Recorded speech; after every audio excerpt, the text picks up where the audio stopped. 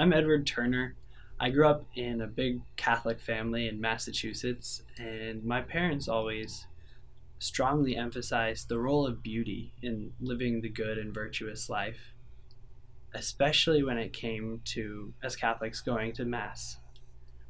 Beauty and reverence were sort of the name of the game when it came to Sunday morning, and I remember I started serving Mass, the old Latin Mass, when I was 7 years old. I learned all the responses. It was a big deal. I was so excited, and then I didn't always do a very good job. I wasn't always reverent, and one time after Mass, my father took me aside and said, somewhat sternly, "You have to remember that you are a page boy in the court of the king, and your dignity, your behavior and comportment on the altar has to reflect that fact." And that was an incredibly inspiring thing to think about, which I often did think about, that I was serving in the court of the king. And I reflected on that throughout growing up, but sort of began to put it in the back of my head. I didn't want to serve in a more permanent capacity. And throughout high school, I would always say, I'm open to the call when someone asked me. I'm open, but I was thinking in the back of my head, as long as it doesn't happen. And after high school, I went to Italy to visit a priest friend, and he, this one afternoon, took me to a seminary, the Seminary for the Institute of Christ the King, Sovereign Priest. And I spent an afternoon there, and I was amazed by the sort of very spiritual silence. It was a place where men spent their whole lives studying and praying and working and coming to know God. And they were very quiet and very content and very joyful, but very quiet. And it sort of scared me. It really impressed me, but it terrified me. And as we were leaving, I told Father, I didn't like it there at all. It's definitely not for me, Father. Didn't like it. And I really think I was trying to convince myself of that fact. And as I went to college, I kept thinking, back of the head, don't need to think about it. I don't have a vocation. I would know if I had a vocation. And then I finally spent a semester in Rome, and I didn't even want anymore to keep that thought in the back of my head. I realized in Rome that I was completely in love with the church, and I wanted the business of the church to be my business, and her concerns to be my concerns. And I wanted,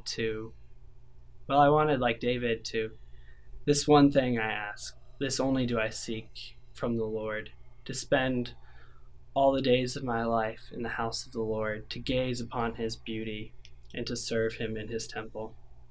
And that's what I wanted to do. And I ran to my spiritual advisor and said, Father, I've got to drop out of college. I need to go straight to seminary. And he's like, no, you don't. He said I had to finish school, and I'm glad he did, because that sort of Roman enthusiasm definitely waned when I was back stateside and less impressed daily by the grandeur of the church. But over the past year and a half, I definitely struggled with that discernment process and thinking, how could I possibly give up a family and a wife and children and a life in the world? These are the things I want. And then it struck me, you actually have to have a wife and a child to give them up. I don't have these things. It's not a sacrifice. It's a gift that I haven't been given. And instead, there's another gift. And so I finally was ready to apply in January, and for the first time since 2007, this past August, I spent some time with the Institute of Christ the King. I spent a week at their headquarters in the United States, and I was just astonished again by the peace and beauty of their life, and I thought, I never want to leave. These men are serving Christ the King, and I want to join their ranks. And what so impresses me about the Institute is, their motto is to live the truth in charity. And the way they do that is by, as St. Francis de Sales says, we cook the truth in charity until it tastes sweet.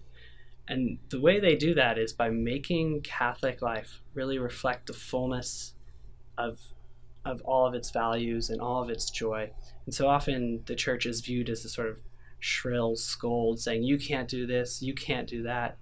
And it's such a negative definition of the church, but the Institute wants to show everyone the beauty and the joy of a really true, faithful Catholic life. And one of their main ways of doing that is through the beauty of the liturgy, which brings so much joy. And in a world where so often beauty is forgotten, just something extra that you don't need, people are thirsting to know the beauty of God. And as a member of the Institute, I really hope to do that. And all of the other aspirants for the Laboure Society are also seeking to bring beauty to this thirsting world. And I hope that you will help us answer that vocation. Thank you.